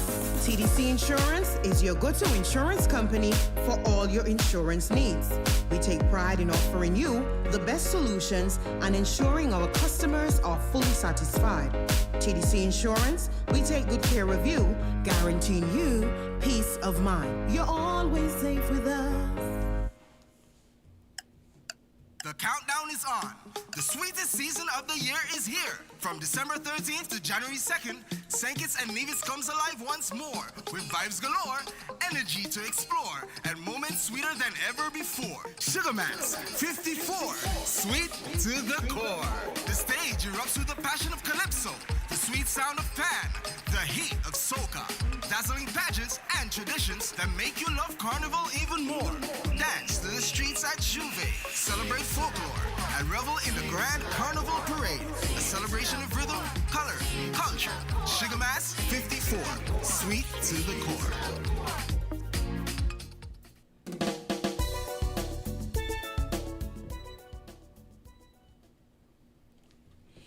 And we are back on Island Tea, and it's just about 37 minutes before the hour of, well, 37 minutes after the hour of 9. I don't know why I'm rushing up there. We have a caller. Okay. Oh, we lost that. All right. So, and the fact too that Minister Gonzalez is the only one that won his seat, and he insisted that Labour is strong and alive. What do you think of that? Look, I'm going to leave that alone. You know, sometimes people say, enough of this already, right? I mean, let's don't go to the ridiculous now. Oh, boy. Hello, caller. Good morning, good morning. Good morning, how are you doing today? I'm fine. Questions here, could you describe your eyewear for the listeners? It has Rudolph waving high. It has a mistletoe on the right-hand side, and it has no glasses. It's just a frame, and it's Christmas time. Oh, okay. And it's a conversation starter. So you do it on the street? I do. I wear it at the airport. Okay. I wear it every year. It's an old one. The reindeer is even missing a glove because it's been around that long. So I wear it I bring it out every December. Or in November, actually, yeah. Mm-hmm. Okay. Yeah, I guess anything goes at Christmas. Anything goes. And Carnival, yeah. She looks good. She looks good. Hello? Look at that Well, smile. Martin here would look good in everything. Thank you, Mr. McCoy. With regard to St. Vincent, Yeah. I think even one opposition member in Parliament is better than none. I agree. That is why I said, yeah, I agree. I'm glad you brought that in. Yeah, I agree. Yeah, okay, because you just have rubber stamp Parliament. I don't think the citizens are well served. Yeah. Okay? We know that one of the things most politicians don't do well is be humble. Okay, Yeah. and they're more likely to take advantage of a situation like that, rather than the circumspect. I'm so within glad. from power. I'm so glad you brought that perspective, because that is kind of what I was thinking, but I didn't articulate it as good as you've done. Yes. So now when we have those two senators and a seasoned veteran, that makes it better in terms of the opposition. Right. Yeah. I Plus, agree. of course, now that the masses in St. Vincent have made their feelings known to voters, it would be kind of risky if you were to resign now. You might just have Parliament with all 15. But you don't think, not resign and leave it vacant, but you don't think if he put his son or this other gentleman, I can't remember his name right now, don't you think they will be good representatives for Labour as well? I just want to retire him and give him a break early so he can I'd enjoy also his like game. this. How do you mean put his son? Yeah, I'd also like the How son does that thing. work? Remember because his it son looks was the like you're finance just passing minister. it on. Yeah. Yes. You don't like the son thing? No, But because the it looks son, like but the you're- son lost you're his passing seed. a But legacy. the son Yes. lost his seed. Yeah.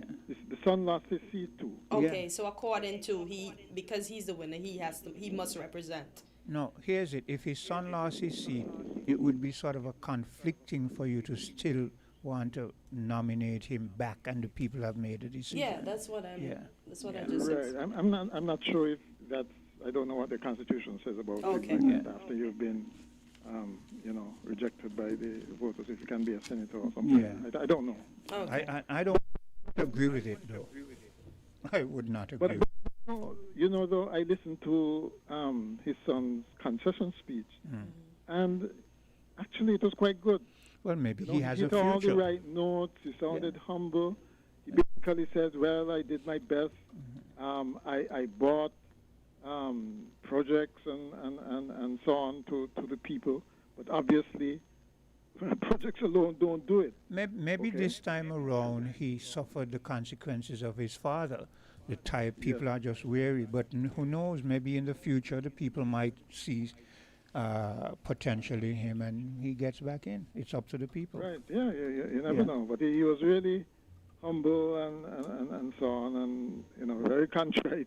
Apologized to his constituents and his and the party loyalists. Yeah. Because he basically took ownership of the fact that the defeat was a result of the leadership stuff. Yeah. Okay, and the dynasty, this attempt at dynasty. Yeah. Hold a People second. don't like that at all. Hold a second. Hello, caller. Hi, good morning, Quint, and to all the listeners out there. Happy Yeah. December. Same to you. I'm going to be quick because I want to sit back and hear Mr. McMahon. Two things. I believe the reason for the loss, some of the language on the platform, I didn't listen to full. One, maybe people were really tired after 24 years. Yeah. But the language, imagine referring to the Vincentian women as dirty gal. The language was, oh my God. And then two, I believe when I heard that he had lost, I said two people must be very happy: the central bank governor and Antigua PM. You remember when he wrote that letter calling for the resignation of the governor with the house story? Yeah. And lastly, today's World AIDS Day. Usually the Ministry of Health used to have a campaign on it. I realized that they have a little gone on the back burner for Carnival coming up. So all those people who like to, that's good do advice whatever. there. So let's focus on that because Yeah. I realized recently the focus has been on breast cancer, diabetes, but World AIDS is still fully alive, okay, for all those who sexually active. So please. Good advice. There. So I'll sit back and listen. And clear, before I go, yellow seems to be the code, so you look like you have a little hope there. All right, good. Okay, take care. All right, Okay. caller, thank you. Yeah. Go ahead, Mr. McMahon. Yeah, the yellow. There's always that momentum thing, where once a precedent is set in one area, people feel that it's like a breeze blowing through. It's a domino effect kind of thing, Yeah. And there may be some truth to that. Voters look at a lot of different things when they actually go to the polls. Yeah. And one of the things they do look at is the general mood, atmosphere, if you want to call that in the region. Okay, it's not just. Hold a second there. Hello, caller. Yes. Hello, it is me again. Yeah. Be brief. Be brief. Yes. No, okay. Number one, what I'm saying concerning the Republic issue is that really and truly, the advantage that I say is that you could make laws. Well, for those who believe in making laws, you don't have to have the head of the monarchy to sign them in order for them to become law. But also, I would like to say, and the other issue concerning the Afghan woman who I was talking about. Now, really and truly, the Bible way for us to go, for our countries to go, is really open immigration. These immigration restriction laws, they all go against the Bible, and government is not supposed to be legislative but judicial only. And And if somebody said that there is a Christian and you do not have any reason to believe otherwise, the biblical thing to do is to give them the benefit of the doubt. And if you reject God's people, you are rejecting God himself, and that you do not want to do. And the Bible, so once you do things the Bible way, he will bless you. You go against the Bible, he will cause you to your ruin and destruction. So in the end, leave it to God. Do what he says and nothing else. Thank you. Okay. Go ahead, Mr. McMahon. Cortensia stepped away for a moment, but go ahead. We're talking about the regional aspect of this. Yeah. And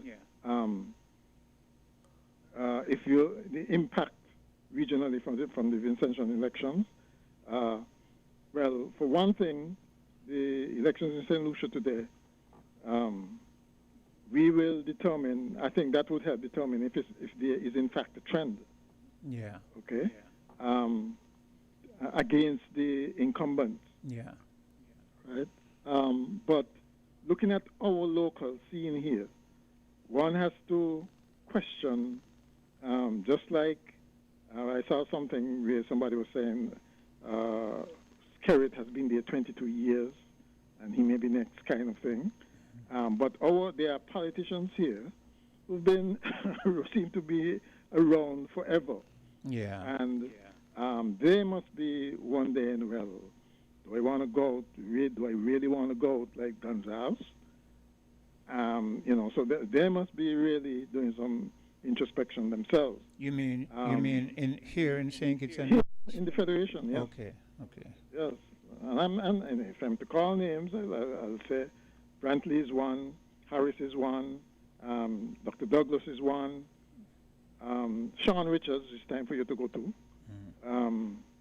Those politicians who've been impacting our politics and our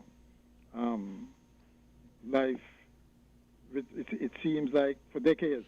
Well, in terms of those names that you call, I believe, this is just my perspective, I believe the people are kind of tired of both Denzel Douglas and Mark Brantley, with the exception of the people for their constituency. They tend to, because you notice the one seat that was held in St. Vincent was the leader. Right. But I think that people on a whole are tired of both Denzel Douglas and Mark Brantley. I think, again, this is my perspective, I think people aren't too tired as yet of Timothy Harris. They seem to want to give him another try because they think that he did not too bad in the past. Sean seems to be ready to go himself. This again is my perspective. I feel that Sean is weary. He's tired.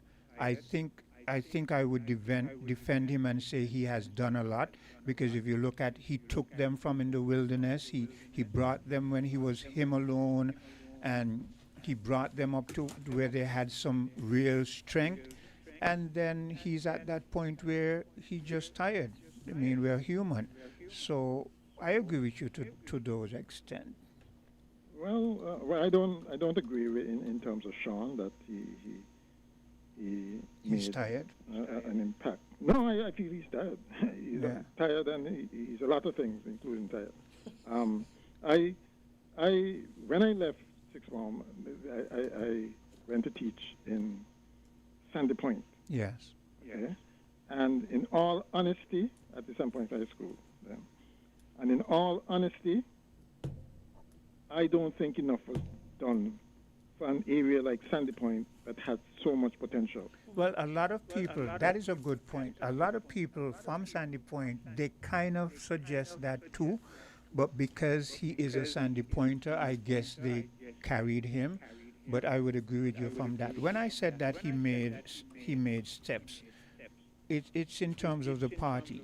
Because remember, he was standing on his own. He would have to go in the parliament and defend against everybody else, the lone seat, and he did a good job. I mean, you can't take it from the man. He did a Mr. good job. McMahon, you have a radio on?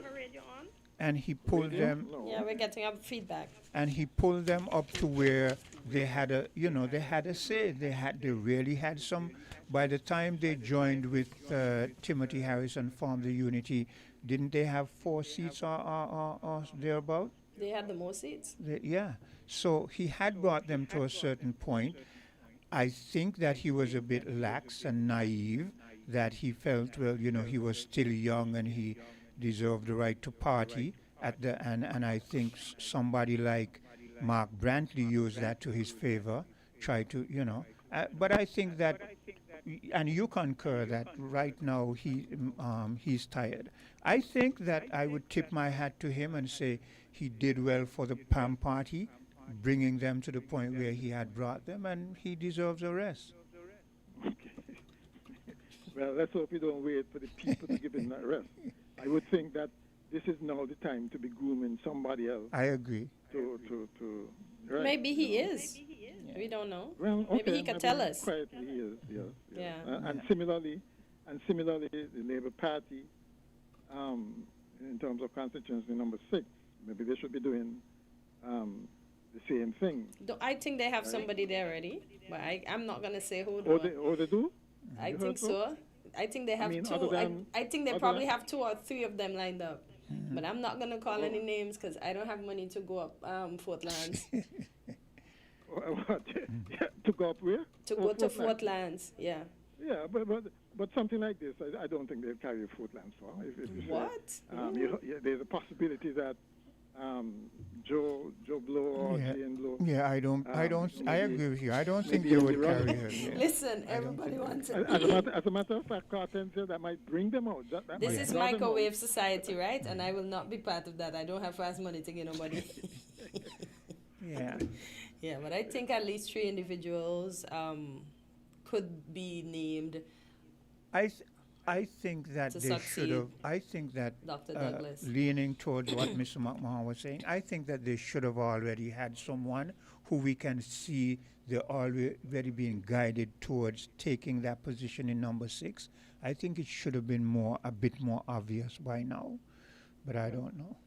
And that person should be stepping out into the limelight. And so that people get to know them, get to know their positions and stuff. I agree. Get to know whether they just be rubber stamps and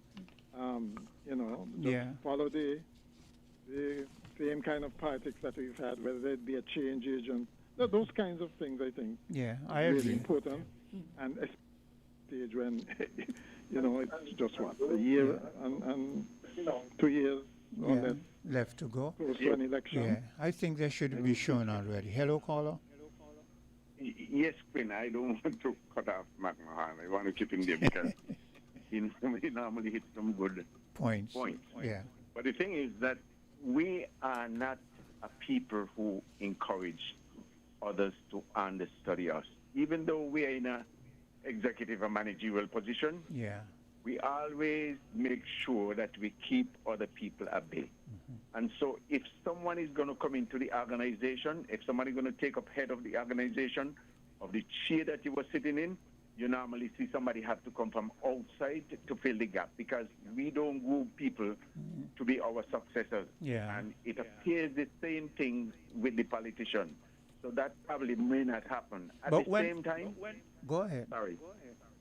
At the same time, the issue with Gonzalez and the bank house and all of that, those areas I give kudos to Gonzalez because he was very vocal. Me too. And in a lot of things, me too. I didn't disagree with. I didn't disagree with some of his stance. I honestly didn't.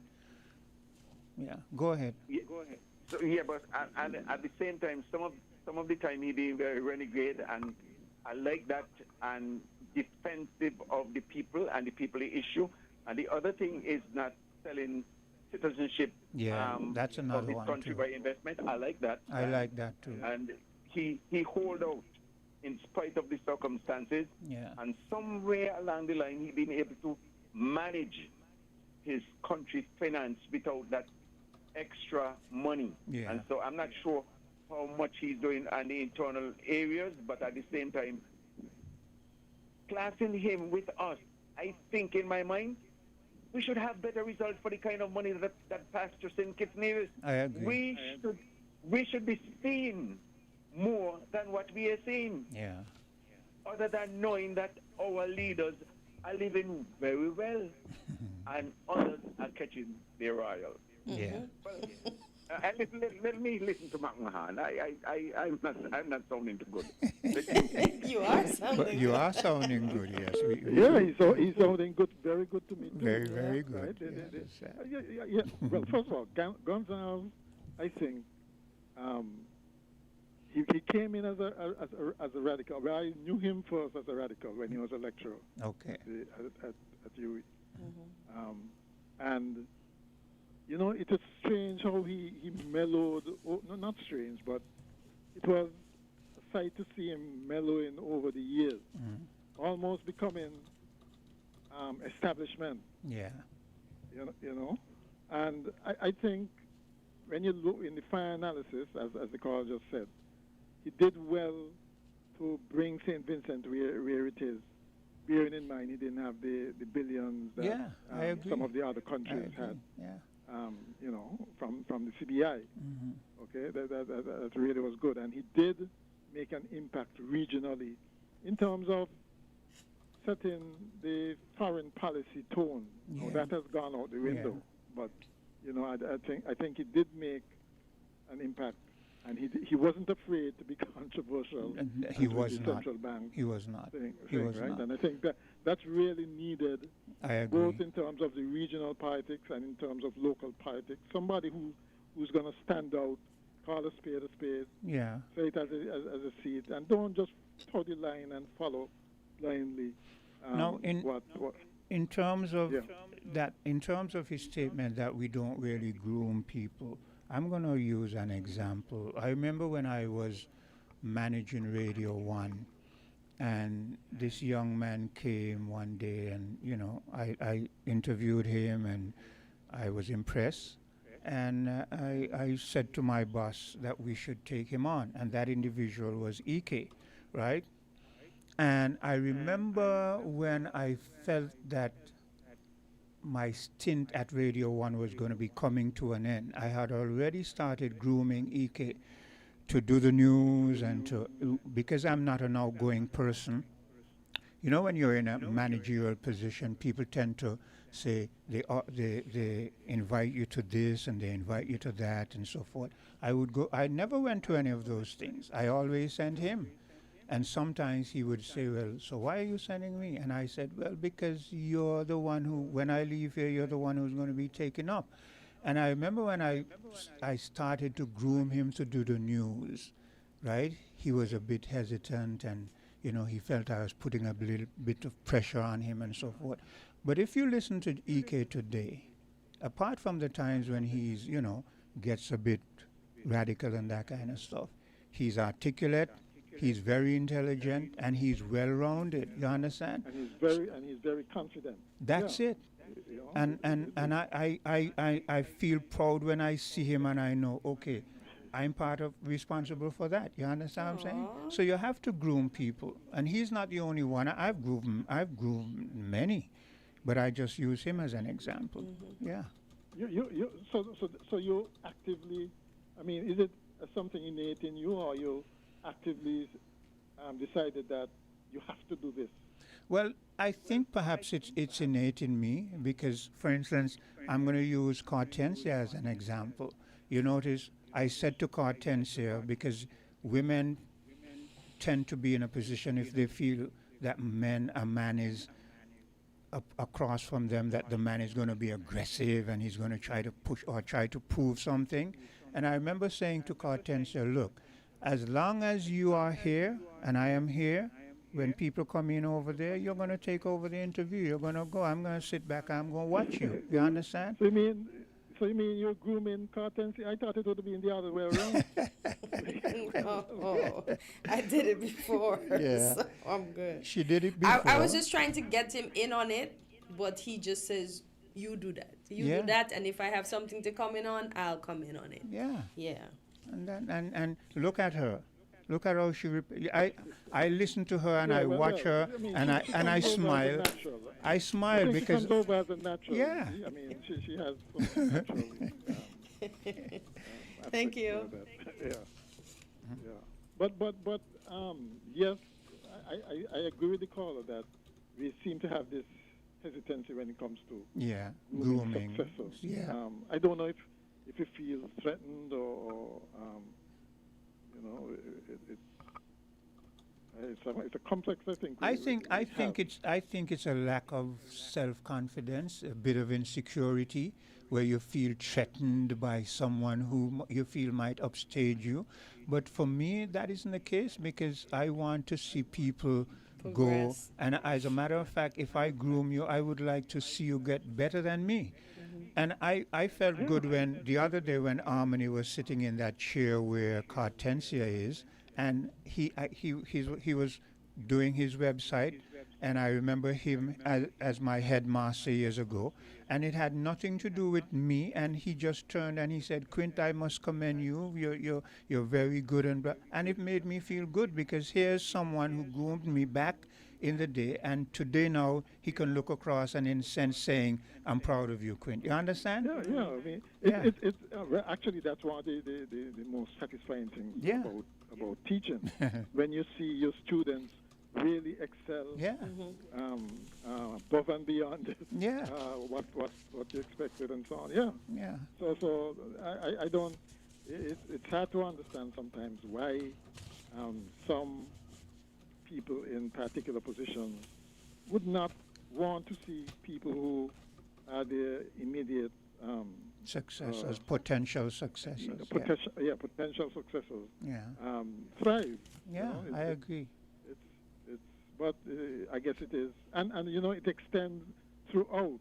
It's the same in politics. Yeah. That's why we seem to have this, always seem to have this strong man effect. Yeah. Where the leader is never challenged. Everybody toes the line. And that is where we run into problems. From supporters right down to even members of parliament, who's supposed to have some measure of independence, to vote their consciences, speak their consciences, whether in executive positions, in cabinet or in parliament. That's what's really lacking. And actually, a test of this is going to come when the Destiny Project proposal goes to Parliament. We're going to see, that's where we're going to see where Bali go. Yeah. Because, it's going to be interesting to see who votes for it, where we don't know what the proposals might be. Right? I mean, they, right now, I think are trying to find an off-ramp. I honestly believe so. I don't believe... I cringe every time I think about that place. Just the mere fact. Here's the big point that everyone should grasp. The mere fact that these people want to buy this large amount of land, external individuals, that is something that we should never take lightly. And it's amazing. I mean, it was just the other day that we had the plantation system. Yeah. Where you had so much land in so few hands. And you mean we're going to just want to go back there into that? And here's the scary part too, to extend the point that you just made. This thing is over in Nevis is just an experiment. The way they're speaking, they will bring it over here, and next thing you know, somebody's going to come and buy a big chunk of land here too. And then another chunk. Mark Brantley says, if this is successful, you could have other, chunks of land. You're crazy? You crazy? It's amazing how, I don't know what kind of mentality has hit our leaders. Why they think that this is okay. I mean... Why they should even fathom something like this? It shows you, to me, the only conclusion I could come to is that it shows you that 400 years of brainwashing has worked, unfortunately, with some of our leaders. It's really unfortunate, and I really didn't expect it, to be quite honest. If anyone had told me before, Quint, Mark Brantley and the federal parliament would have sit down and co-signed this kind of thing, I would have said no. But the amazing thing too is that they seem to know that there's something wrong with what they're doing, which is why they went about it the way that they did. Yes, and they're still going through with it, it comes back to the point that we were just making about not grooming a potential successor, because you're insecure. You feel like you can't be wrong, or you people can't see that you're human and you make mistake. So here's you see problems and so forth, but you're the prime minister, you're the premier, you're the people in the cabinet, and you can't say, look, we made a mistake. I heard Mayor Motley come and tell everybody, look, we made a mistake and we are going to rectify it. Bill that they had about it, wiretapping, and she repealed it. That's what you do. No, you don't continue forcefully with a mistake and you know it's going to be detrimental to your society in the long run. Stubborn, mule-headed foolishness. Some people had just had. But do you think it's hard-headedness? Because the fact that Mr. Jansen said that he told them to bring it to the public when I watched it on the talk show that he was on, and it wasn't brought. The fact, don't you think it's like children that know that the majority wouldn't buy it because of the implications? Yes, that is what Mr. McMahon has been saying. They very well knew. Right. Yeah. They knew. They felt it in their bones, But they're hard-headed about it, and I guess somebody must be telling them, listen, if you back down now, you're going to look weak. Well, they should have better judgment than that. Yeah. Okay. But sometimes it's okay to look weak, though. No, it's never okay to look It's never okay to appear weak? No. Listen, you could pull up yourself from that. I prefer somebody know that I can be weak than show myself strong all the time, and then I end up being weak. I guess what Hortensia wanted to say is that sometimes in the long run, when you admit and own up to your mistakes, you look bigger in the long run. Exactly. People respect you, and people say, okay, at least she or he was man enough to, because that's just what we did with Mayor Motley when she said, look, we made a mistake. Let's repeal this thing. You look back and you see respect. But I agree with you, Mr. McMahon. It's never a good feeling when you have to do that. But it takes a hell of an individual to do it, though. Exactly. There's another word to describe that, not weak. We don't want our leaders to look weak. Yeah. Right? We want them to be we want them, though, to be amenable to change. To listen. Yes. Listen to their constituents and make adjustments if necessary. I like that phrasing. That's not being weak. I like that phrasing, being amenable to change. I like that. Yes. You can't be so inflexible. I mean, you got to be really conceited to feel that you're right on everything. Exactly. Well, from another perspective, though, I'm going to interject this, even though it may be controversial. From the Nevis perspective, some people feel that contingent, a particular individual, doesn't want to renege because of the financial benefits that could be derived for him and his family. I won't go any further, but you know what I'm saying. Well, everybody knows what I'm saying.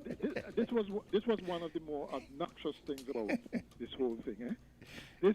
They wanted to give us the impression that the kind of conflict that we saw, that people you can smell that conflict and corruption a mile off. You understand? And he wanted to give the impression that, well, that's normal. Yeah. It's a small community, so what you're telling me, I can't do favors for my brother and my sister. There are reasons why there are laws against things like nepotism and corruption and those things. Yeah. Okay, because we know the propensity of the inclination of people, especially with power, to abuse it. Yeah. To do it to help your friends and family and so on. And so there are protection, safeguards that are built in against that. Don't come and tell us that, well, this is normal. Don't try to normalize this in our society. Yeah. That's a recipe for disaster. Definitely. Disaster. Yeah. Okay. We're 10 minutes over time. And as usual, you give, as the caller said, you give good input. Yeah. So the conversation must go on. You don't try, you do. Do take care. Okay, yes. Thank you. And that's how we bring an end to Island Tea for today. Any parting words, Scott and Sarah? Let's just have a good Monday and a great week, and let's enjoy December, as we know this is the start of it. Okay, you take care. We're different. We're 98.9. 98.9. Win FM.